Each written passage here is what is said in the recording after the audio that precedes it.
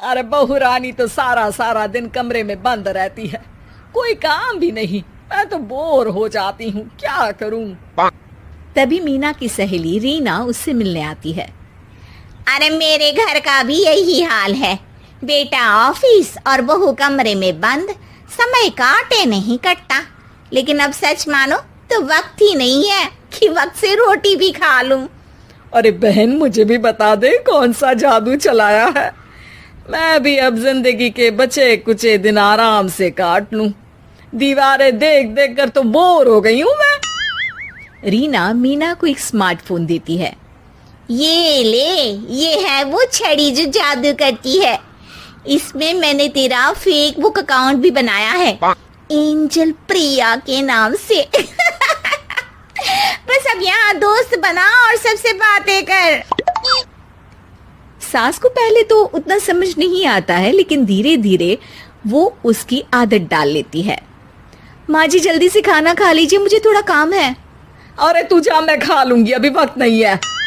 और सासू माँ मोबाइल में मुंह गड़ाए जवाब दे देती है। बहू समझ ही नहीं पाती और वहां से कमरे में चली जाती है। अचानक सास को किसी प्यारी पिंकी की फ्रेंड रिक्वेस्ट आती है। अरे वाह, ये तो कोई प्यारी सी लड़की लगती है, बात करती हूँ। सास फ्रेंड रिक्वेस्ट अपनाकर बात करने लगती है।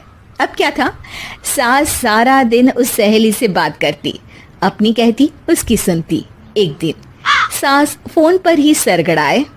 अरे बहू, जरा मंदिर के लिए थाली सजा दे, आज कीर्तन है।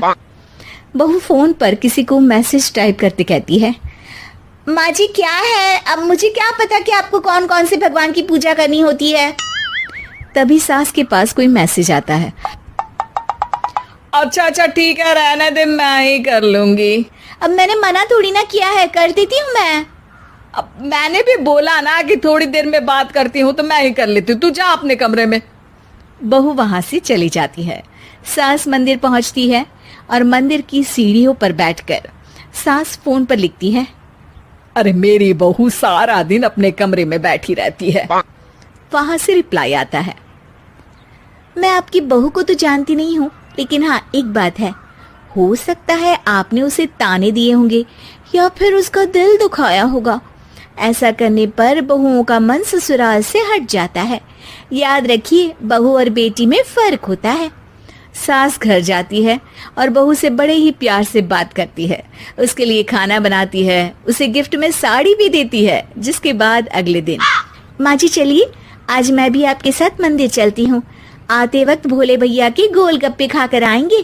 अरे हाँ बहू, ये तो अच्छा है, चलो। सास मन में सोचती है कि उसकी फेक बुक वाली दोस्त कितनी अच्छी है। उसके समझाने से उसे उसकी बहू वापस मिल गई। वो बहू को अपनी दोस्त के बारे में बताने का सोचती है, लेकिन फिर चुप हो जाती है। बहू फोन पर टाइप करती है। मेरी सास मुझे नौकरानी समझती है, एक गिलास पानी तक खुद नहीं लेती। मन तो करता है कि बोल दूं, मैं बहू हूँ, कोई नौकरानी नहीं। वहां से रिप्लाई आता है। देखो, तुम्हारी सास को तो मैं भी नहीं जानती, लेकिन वो बुजुर्ग होंगी। पूरा जीवन उन्होंने घर गृहस्थी चूल्हा चौका में निकाल दिया। और फिर तुम ये भी मत भूलो कि जिस पति पर तुमको इतना गर्व है, उसे भी शिक्षा उन्होंने ही दी है। तो जिसने तुम्हें इतना दिया, क्या तुम उनकी थोड़ी सी सेवा नहीं कर सकती?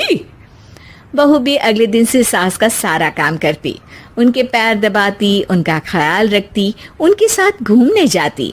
एक दिन सास, बहू ये लो मेरा हीरे का हार। पहले तो सोचा था कि अपनी बेटी को दूंगी, लेकिन आज जब मेरे हाथ पैर में दर्द था तो तुम मेरा साथ दे रही थी। समय पर खाना पानी देकर तुमने ही मेरा बुढ़ापे में साथ दिया। उसके हिस्से का बहुत कुछ मैं उसे दे चुकी हूँ, लेकिन ये अब तेरा। बहू तो ये देखकर खुशी से उछल ही जाती है। वो सास को गले लगाकर कहती है, माँ जी आप सच में बहुत अच्छी है। भला हो उस एंजल प्रिया का जिसने मुझे आपसे वापस मिलवा दिया, वरना मैं तो हमेशा आपको गलत ही समझती। मैं तो सोचती थी काश वो एंजल प्रिया मेरी सास होती। क्या नाम लिया बहू? एंजल प्रिया तेरी फेक बुक फ्रेंड है? हाँ माँ जी, वो बहुत अच्छी है। उन्होंने ही मुझे बताया कि सास की कीमत क्या होती है। अरे बहू, कहीं तू प्यारी पिंकी तो नहीं? जी माँ जी, मैं ही हूँ प्यारी पिंकी। क्यों? सास बहू को गले लगाकर कहती है। मैं भी यही सोचती थी कि काश प्यारी पिंकी मेरी बहू होती। शुक्रिया बहू। सासू माँ, शुक्रिया तो हम दोनों को फेसबुक और सोशल मीडिया का करना चाहिए, जिसने हम दोनों को एक दूसरे से दिल से मिला दिया। अब तक दोनों को समझ आ गया था कि जो खुशी वो बाहर ढूंढ रहे थे, सच में तो वो उनके घर में ही थी।